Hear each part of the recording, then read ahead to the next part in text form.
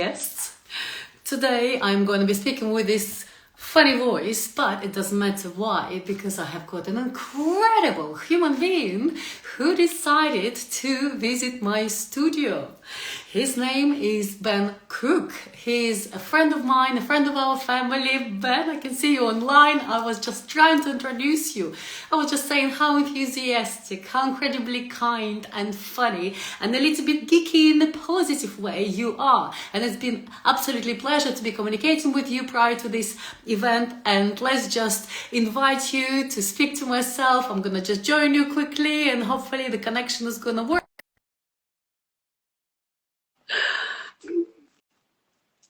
Hopefully you could hear me and everybody is logging in, and thank you so much for watching. And I'm trying to add Ben and I can see he's just Hey. I am so pleased that you actually made it. I've been talking to you since January. Please come, please come. And I wanted to say that I am fascinated by you. Let me just introduce you first. Yes? Apart from all your enthusiastic events, etc., you have got a very serious career of the police sergeant. For the last 20 years you've been serving there, but we're not going to talk about that. I just wanted only to mention how on earth you get so much energy from, I don't know where you get it from, etc. You just had an incredible weekend. Please tell me more about it. Well, thanks for having me. So people who don't know me, I'm a good friend of yours and my family, and I just try and have fun because I think life's about enjoying life and having fun and making moments because you never know when it's going to end. So my mantra in life is just go out and do stuff and have fun. So I've just had a very good weekend. I've done 3 concerts in 3 days, 2 Take That concerts, one Alyssa Bonagura concert. Two Bit tight. Take That. Oh my God, two Take That. Come on, don't just skip it. How was it? They were amazing, and it's always great because there's so many. The Take That family is really good, and I've got so many good friends and family who go with me. So on Sunday last night, I took my mum and sister, and I just see all my Take That friends, and it's great. It's a great community, and it's just great to share the experiences and the memories and music with my friends. I don't know if any of the followers seen that video where Ben, you are standing with a huge poster, and when Mark and Gary come on the stage and they see you and they start singing for you, and it's like, it's incredible, what a feeling. It's brilliant. Yeah, it was great because on Friday night I was front row, and I made a special poster especially for Mark. And when he came over, he saw it, and it made my night, because I've met Take That various times. I don't think they know who I am. They might know, I don't know.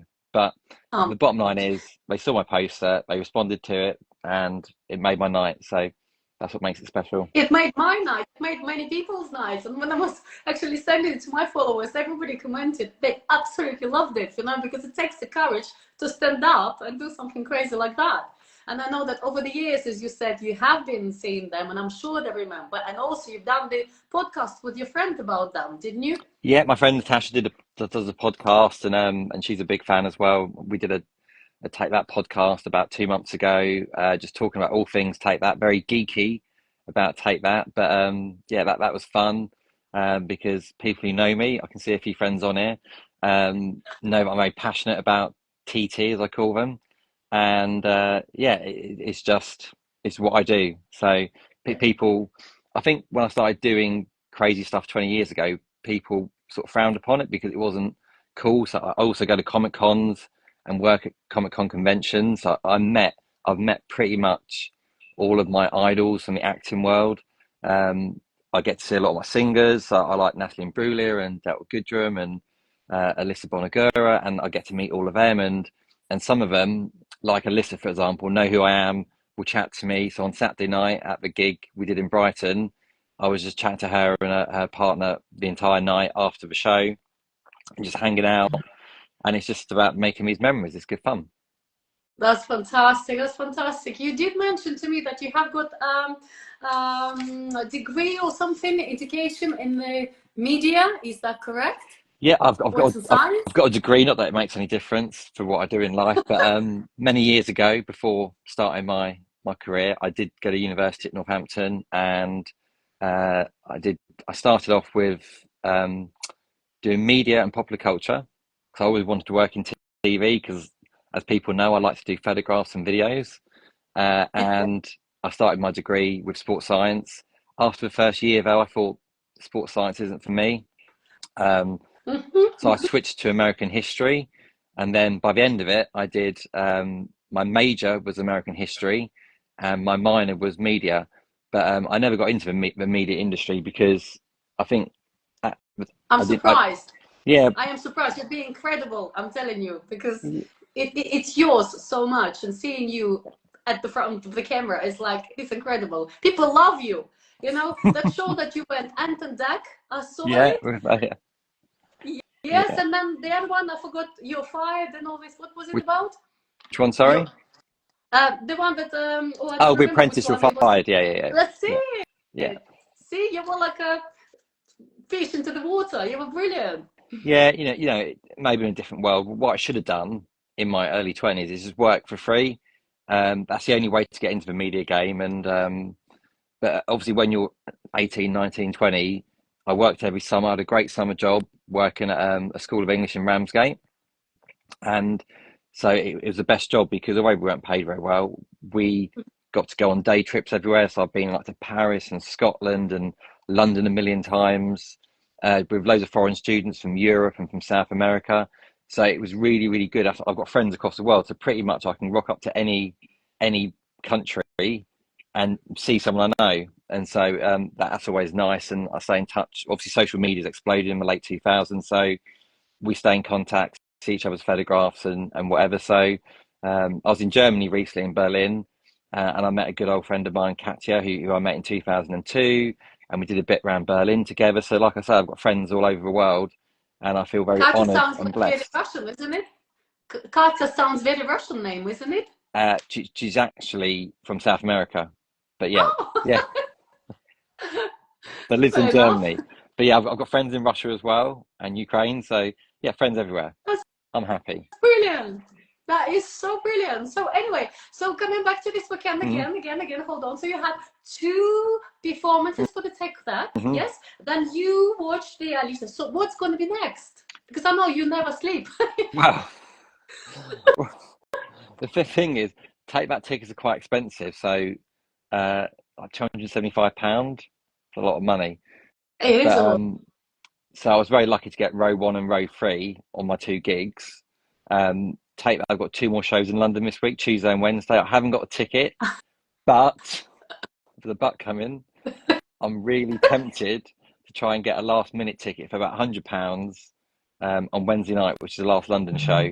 So watch your space. I might be in London on Wednesday Yeah, I'm night. sure it will be. I'm sure. Do you know what? I even wrote it down. Like some people say everything is possible, but I actually like the phrase nothing is impossible. So if you really want it, you're gonna get it. You know. Hmm. I just I lost the thought actually. I wanted to ask you something and I totally forgot. I know that you put your heart and soul into so many hobbies, music of course, as Hmm. we just discussed, yes. But also you love cooking. Tell me about it because you show so much. Yeah, It's well, like some people mock me and go, "Oh, Facebook is Ben Book or whatever," but I just think, you know what? Eh, I just share my life and just go. If you like it, you like it. If you don't, you don't. And the good thing about social media is that it's a good way to share yeah, what you're doing because we haven't got always got time to contact 100 people we know, but people can check in on you by looking at your videos or check or your posts or whatever and go, "Oh, Ben's been doing this." So when you next see them, you don't have to spend 10 hours explaining what you've been up to because I can see what you've been up to. that's true. That is true. There's nothing to talk to, isn't it? Now we actually, me and Jason, we quite often see you cooking, and we actually said you should start writing like a book with the recipes and stuff, and encourage Uh, or a blog, you know, I'm, in I'm the next life. I'm not that good at cooking really. It actually started so people think, "Oh, Ben, are you doing a serious cooking channel?" I'm like, no, because I live alone. I like music. I ended up just doing a few cooking videos, playing the music, going, "Hey, this is what I like to listen to," and it sort of turned into my hashtag, which is cooking with Ben. That's Again, brilliant. so people mock me a little bit, but I just talk randomly about, "Hey, I've been doing this, I've been doing that." sometimes a bit about the food, but mainly it's about me showcasing the music I like. Fantastic. I'm gonna actually find that hashtag. I'm gonna next time I'm cooking, I'm gonna just tag you into that. That's fantastic. Good idea. So your next passion is football. Yeah, This is how we clicked on as well. yeah. Tell everybody which team do you support, Well, of course. sadly, I support Man United. It's been a hard several years, and I'm quite vocal about how well just the football in general because I think football's become so. Um, I hate cheating. Like when I used to play football, I've had a few knee injuries, so I don't play anymore. But when I used to play football, say for example, if the ball went off me and it should be the other person's throwing, uh, a lot of football fans here will go, Ben, what are you doing, you mentalist? Like, but I would go, no, referee, it's their throw, it came off me because I don't want to win by cheating because for me, Yeah. cheating's bad. But if you see like the Premiership, for example, or world football, it's just full of cheating, people diving, people play Mhm. acting, pulling shirts. It does my head in. So I often rant on Facebook and Instagram. I'll record a video for TV and say, how is this acceptable? This is cheating. And some football fans go, oh, it's just part of the game. It's a dark arts. It's whatever. And I just go, no, it's cheating. If someone's grabbing my shirt when I'm trying to get to the ball, that's a foul. So yeah, So are you saying maybe one day you could change supporting another team, or you're saying you're gonna change the sport that you I would watch? like to change the sport. I mean, often, again, my craziness, I often tweet FIFA, UEFA, Premiership and go and show my Yeah. videos and go, this is cheating. What are you going to do about it? Never get a reply, of course. Um, Interestingly, you don't know this one. So there's an ex-footballer called Matt Letizia, a very good footballer in the 1990s, played for Southampton. Now he's a bit Right. out there with his views. So recently he was tweeting about just random stuff going, oh, the government are geoengineering the weather. It was all sunny during lockdown, and now that it's a spring summer here in England, it's rainy. Hmm, saying stuff like that. And so I just responded back going, why would a capitalist country want to lock people down when it's sunny? They want to make money. Anyway, he ended up blocking me. Oh my God, what a So cheat! he responded to me and just said, oh, you need to look at things a bit more better, Ben. And I just said, but I am, but you haven't addressed any of the points I've said, which is about capitalist culture making money. There's no sense in having people indoors when it's sunny. They want you to go out and spend. And yes, it was a bit of a shit show in terms of how the government handled COVID and lockdown, but they could only do what they could do at the time. Um, Hmm. yeah, so I thought it was kind of funny that a very famous footballer responded to me and then blocked me. So now I can't see his crazy tweets. So people do go and check out Matt Letizia on X on Twitter and see the crazy stuff he says because it is just comedy gold. It makes me chuckle, and yeah, I'm very passionate about. I suppose because of my job, I'm very passionate about things being right and people not having advantage taken of them, and going on to the media, which is another passion of mine. There's so much bias in the media and so many media agendas out there, and I'm always trying to right the wrongs. Um, But no you one do ever it listens. so nicely with a comical way as well, like on your Instagram, and absolutely loved it. I even commented. Yes, we're not going to bring it up now, but we're going to carry on with your hobbies. That's what I'm Mm, saying. So all the activities that you do, plus you watch and you attended like a snooker player. yeah. You said, yeah. So come on, tell So us. I was like, come on, so I'm don't big answer. snooker fan. So last year, my mum, dad, and my sister, we all went to see Steve Davis and a few other snooker players and got some photographs with them. And then recently in Folkestone in Kent, my favourite all-time player, Stephen Hendry, was doing an exhibition with Steve Davis. And so I went along to that Folkestone show, got front row, and got a nice photograph with him. And to see them play, well, Steve Davis is a bit older now, so he's not brilliant. But Stephen Hendry still could play. He was amazing to watch. He got like a 93 break without even trying. Yeah, and going back to what you said earlier, you said about how do you fit it all in and Yeah. about seizing life and doing it. So a lot of people do go to me. They go, oh, um, how do you get front row? How do you do these things? Well, you've got to put the work in. Nothing in this life is for free, and you've got to work hard to get it. So again, when people go, oh, how did you get tickets? Well, I make sure I stay up to date on socials, which can be time consuming. but then I know when tickets are released. It's very stressful trying to get tickets sometimes for someone like Take That, because there's thousands of people on the line at the same time, and you're all trying to get the best tickets. So it's luck of a draw sometimes, but other times it's just about being in the know about what's being released. So again, my phone's always pinging because I have like all the notifications saying, "Hey, X, Y, and Z has tweeted this. X, Y, and Z has said this," and I go, "Oh, great! They're releasing a show, releasing tickets." So yeah, that's just how I stay on top of stuff and get to That's go. And brilliant. Do you have to be at a specific time at night as well? Say if you're buying the holidays, apparently you have to stay up till 4 in the morning and then you can just book something. Is it the same with the tickets for the show? normally with the tickets for shows, it's like 10 or 11 o'clock release. Sometimes on pre-sales, like 9 o'clock. It just depends really. So normally I'll book the morning off work or day off work to have a specific. It's very stressful, and any Take That fans on this live here will see and go, yeah, we all feel that stress because it is panic. And like when the tickets came out for this Take That tour last October, we've all ended up buying like tickets we didn't want and then reselling them because literally it's like, oh, row three, I'll take row three. Um, and then you get row one and go, oh, I'll take row one now instead. So it's very stressful. But when you have That's brilliant. moments So like Friday and Sunday, it makes it all worthwhile. it's fantastic. Coming back to the take that, Hmm. because it is a big thing. There are lots of pictures of you with the team. You know, Hmm. I think you're being modest if you're saying that they don't even know who you are. They still would think, oh, that's the guy from Kent, at least, if not Ben himself, you know. Do you have any, because I know the take that fans will be watching, do you know any 5 facts that we don't know about? For example, uh, do you, do you know how they were called before Take That? Well, well, I know lots of Take That's history and stuff, and I could bore people with forever. So basically, Take That were formed. So Nigel Martin Smith was their manager. So Gary Barlow walked into his office when he was a young 16-year-old and gave him his demo tape. And on that demo tape was a song called A Million Love Songs, Right. which would later on get released by Take That and be number 7 in the charts. And it was their third big, it was their sixth single, but it was their third big hit.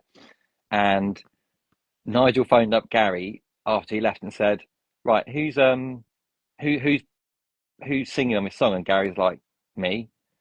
Who's playing the instruments? Me. Well, where did you make it? In my bedroom. And he was like, "Right, I'm gonna centre a band around you to be the British New Kids on the Block because New Kids on the Block were very big in 1991."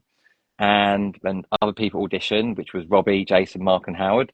And there was a sixth person who auditioned, but we don't know who he is. And the five of them went on to do Take That, and they just did. And the thing with Take That, why I love them so much, is because their hard work and ethic. So they were going to schools, going to nightclubs, doing 4 or 5 shows a day, driving themselves around the country in their little van. And the first single was "Do What You Like," and that got to I think number 75. And a song called "Promises," which got into the top 40, got 38. And the next single, "Once You Tasted Love," bombed, didn't do very well. And they've been signed to a record company, but Nigel Martin Smith actually remortgaged his house to release their first song. That's Wow. how adamant he was about it. And then, if anyone can remember back to the 90s, for me, Take That were as big as the Beatles. It was like Beatlemania everywhere. And of course, at the time, I was a young teenager, and this is how I got into Take That because my sister was a bit older, Rebecca, and she would follow them around the country. She was 16, 17, 15.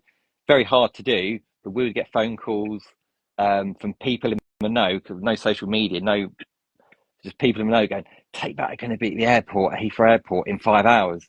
So my mum, bless her, she would drive my sister and a couple of her friends to the airport to go and see Take That at the airport. So I grew up in my household with lots of pictures of my Love for this. sister with Take That.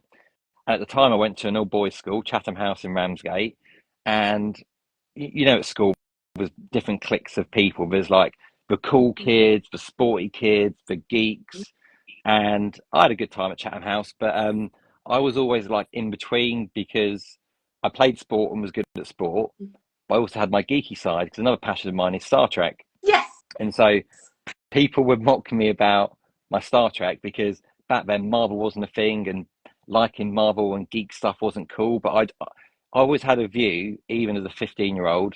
I don't care, if you like me or not. If you're going to judge me on my music taste or what I like, then it's your loss, and you're a really sad individual if you were going to judge someone like that. So that, as I got older in life, I just carried on doing what I love, very passionate about what I love, and now, like I say, people now go to me, "Oh, it's really cool you do that, Ben. How do you do that? That's really good." Well, again, you've got to put the work in. So my first actual ever concert was Take That in 1995. I was 14, and I remember it like it was yesterday. It was third row at Earls Court, which isn't there anymore, and it was for the Nobody Else tour. Robbie had just left the band. It was just the four of them, and probably still in my top five concerts because it was just amazing. And for us Take That fans, the last four songs that they did at that show was just amazing. Gary came out and did a song called Holding Back the Tears on piano by himself. Then Mark came out and did a song called Day After Tomorrow. And then Jason and Howard joined and they did Pray and Never Forget. And it was one of the best endings to a concert ever. Anyway, fast forward the next year, Take That split. 1996, very sad times. And um, and then, of course, the rise of Robbie, and I can be a bit more free on this one. I'm not a fan of Robbie because of his. I'm glad the boys have made up, but I'm Mm. always quite anti Robbie because of he spoke so badly about the band and trashed them, and the media was really bad to Gary in particular for like 5, 6, 7, 8 years. But I carry this again, another crazy thing. So I used to work at W.H. Smith's in Right. Margate, which is sadly going now, and also when I was at university in Northampton. And I always worked at the record counter, like a CD and tape counter, because obviously that was my passion. And again, I've always been a hard worker, so I was always given more responsibility. So, for example, um, maybe it was slave labor, I don't know. So the managers would let me be manager of an entire store on Sundays. Oh, wow. So I had the responsibility of opening up. How old were you? I was 18, 19. Oh my So I had a God. two-story WH Smith's Incredible. shop that I was in charge of. So of course people would go, "I want to speak to a manager." And I'd go, "Yeah, you're speaking to him. That's me today." Like for some 40-year-old man who's angry about something. Oh. And yeah, so I was always been given a lot of responsibility. Um, but I'd be in there playing Mhm. Take That songs, and people are like, "Ben, Take That are dead. Why are you so obsessed with them? Why do you keep playing Take That? And why are you playing Mark Owen stuff?" Like I'll be going, because it's great and I love it, and I want other people to share and enjoy, because a lot of people, even Take That fans today, so a lot of Take That fans, for example, don't follow Mark Owen. Mark Owen's my favourite, right? Yeah. And Yeah. Mark is a genius. All of the that's up tempo stuff like Shine, Up All Night, Hold Up a Light, really great toe tappers, are all Mark Owen songs that he's written. Because Wow. a I didn't know that. lot of people Wow. think Take That is just Gary and his backing singers, and Yeah. that really frustrates me because um, Take That are the sum of their parts, and so when they came back, they all wrote songs together. So Howard and Jason chipped in, and obviously Mark is a great writer in his own right, a great writer in his own self. And but even amongst some Take That fans now, they don't realise, maybe naivety, that Mark actually contributes so much to the sound of Take That, and Mark's actually so creative. So a lot of the shows, all the great stuff at the circus and Progress and stuff, it's actually all Mark Owen ideas, the Wow. themes of the show. So it's so when I've met Mark a few times over the years, and he had a record out 2 years ago called Land of Dreams, and he did a little tour, and obviously got to meet him. We did record signings, and yeah, again, I've got my own little YouTube channel called Ben Crook Music Fan, and I Oh, post a lot of wow. my um, concert footage on there because I want to. A lot of fans live in other countries like South America. They can't come to England to see the show, so I want to share the great experiences I have. So I was uploading to that actually on the train on the way home from London, some of my concert videos from the last 2 days onto my channel, just because Brilliant. I don't do it for ads. I don't do it for money. So there's no ads on my thing. I don't get any revenue.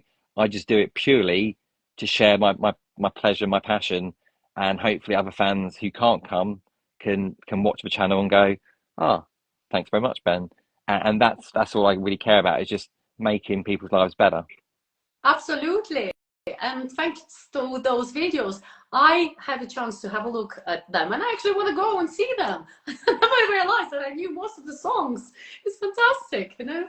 But do you know what? You are speaking about this so passionately with so much love. But have you got, I don't know, if you had a chance to come back to your maybe childhood or to your Mm. younger self, would you be able to say something to yourself? Maybe any regrets or any encouragement or anything? Again, this is my view on things. Like I've said already about, I don't care what other people think of me. So if people think, oh, Ben's crazy, oh, he's obsessed, he's all these different things, I'm like, I don't Nobody care. thinks like that, by the way. Everybody loves you. You know, when we're with teenagers, it's probably different. But when Yeah, you're adult, you have got the passion. We're all jealous of you yeah. that you can show it. A lot of us hide in it. See, somebody's writing, thank you, Ben, for sharing your passion with other fetters. Fetters, isn't it? Or That's, sex fetters, how to yeah, say. that's Alexandra. She's a German fan who I know and I've met, and she's lovely. She's a big Take That fan as well. So she's looking forward, because Take That are currently doing England or Britain, and then in a few months are doing like other countries like in Germany and other Spain and across Europe. So she's looking forward, I know, to going to see her concerts. Love. It's nice for the fans to see stuff now. So going back to your question a second ago, Mm-hmm. I would say I try not to have regrets in life, because I think if you have regrets, then you make yourself sad. And again, my view is you only live your life as you see fit at the time. So going into my love life, or lack of love life, um, I always go, well, I've made mistakes in being with some girls for maybe a long period of time that I shouldn't have stayed with them for, just purely because I was thinking, oh, maybe we'll get better.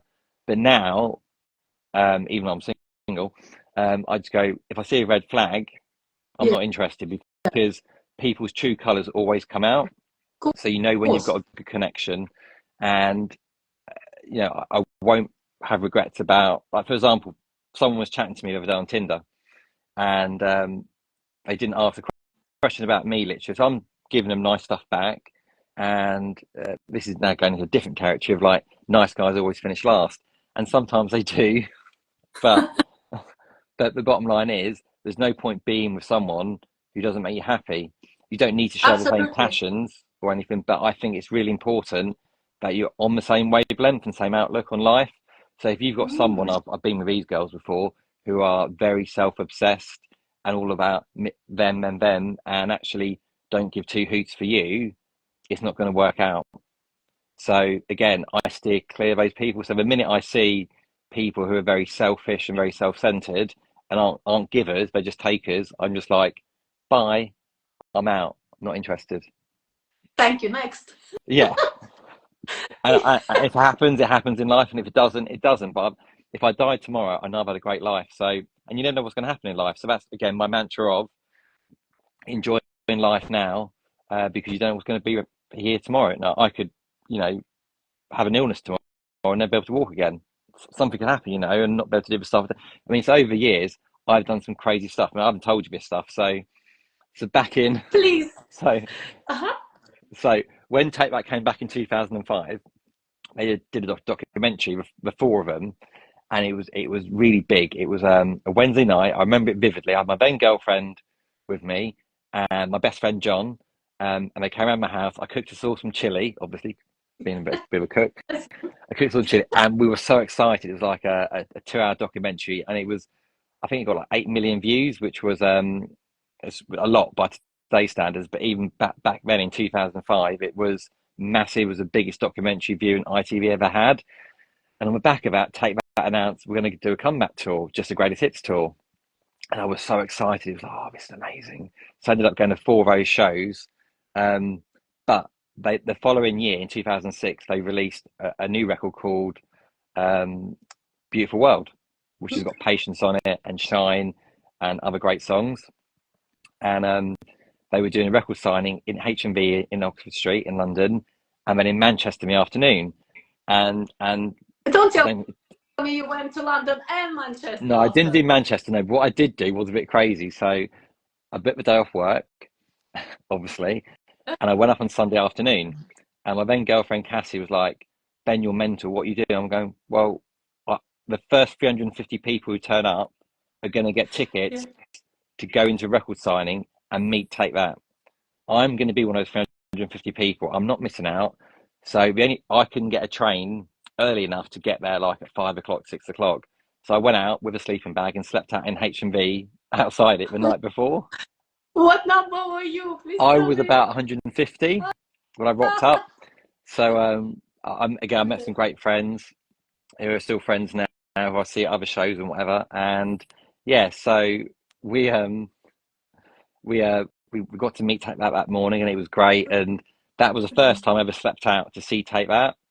I've done a few sleep outs since last year, for example. Take That had a film out, not very good, called Greatest Days, but it was basically based upon the stage play, the stage play was very good.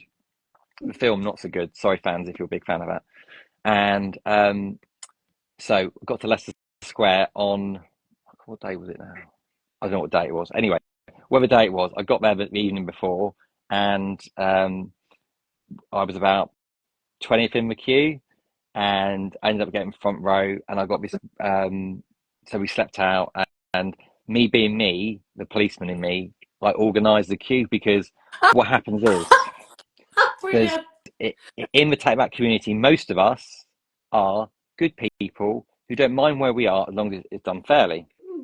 So I came along, I had laminated numbers, and people remember this because there's a bit of a hoo-ha on social media. Who's this bloke thinking he's going to organise us? Well, because what Take That fans normally do is write a number on their hand in a Sharpie and go, I'm number one, I'm number two. Anyway, so about 20 of us stayed out overnight to sleep. These girls rocked up at 6 in the morning, who were like number seven, number eight, number nine, who hadn't been there all night. And I was like, you have a I've got laminated laminated number, numbers. you can be number 50 on my laminated number, but you're not being number seven. They're like, no, no. And then, of course, because people are so polite in this country, they just Yeah. don't normally say anything. Whereas I'm quite outspoken, I'll just say it how it is and go, no, we've stayed here overnight. You're not joining the queue at number seven. You can go to the back of the queue, have a laminated numbers, or you can just sod off, not interested.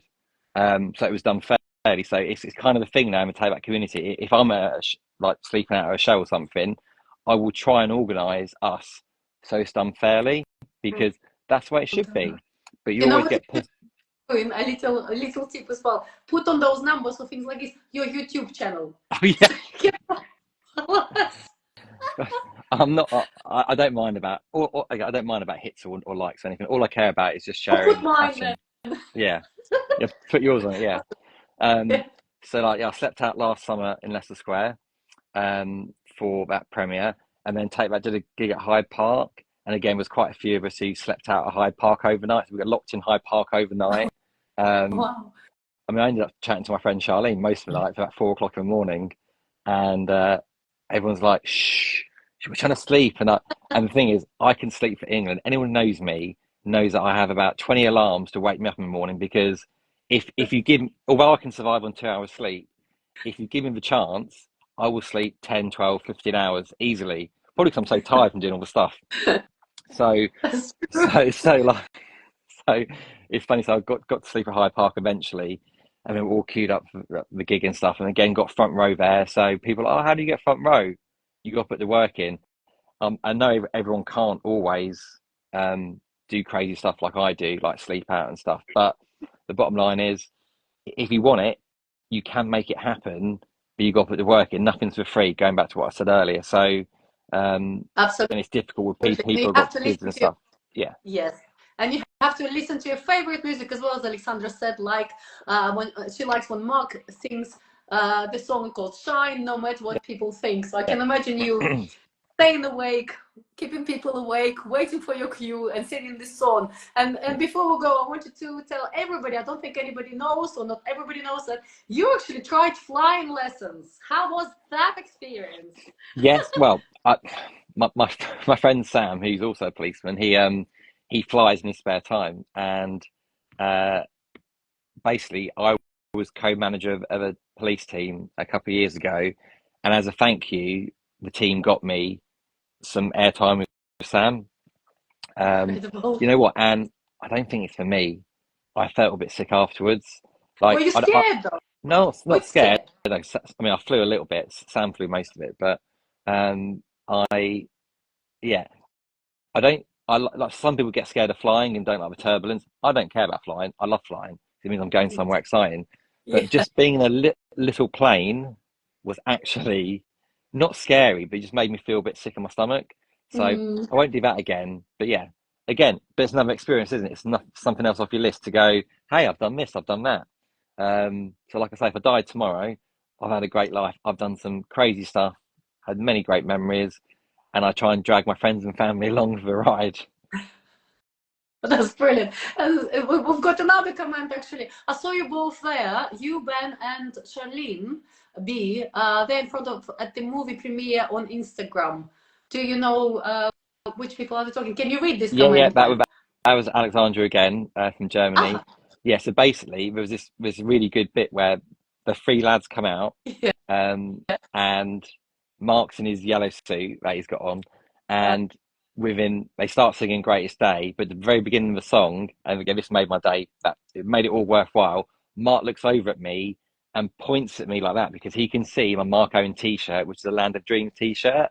And then as soon as the three songs they did, the gig finished, Mark came over to me and lay down on his side, and I've got ah, this really good photograph of Mark lying down next to me. oh Oh, my honestly, God. it's memories like that which make all the hard work, all the sleeping outside worthwhile, and especially because Mark's my favourite. So yeah, great You times.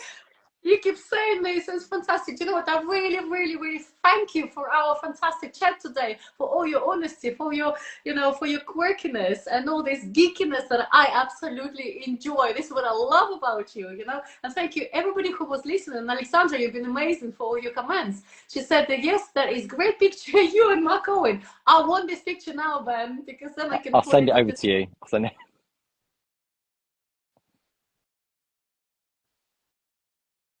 connect to our live stream. It's been absolutely pleasure. And as I say, I really appreciate it. I've been waiting to speak to you for so long. And I know that you have got so much ahead of you. And I'm going to follow you now on YouTube as well. So please, once I share this video, put your details under this video and let all your dreams come true. And there is a fantastic saying, all our dreams can come true if we have the courage to pursue them. So let it be. And happy Marky Monday. Thanks, Ben, and everybody. Thanks Bye. everyone. Bye bye bye. Bye.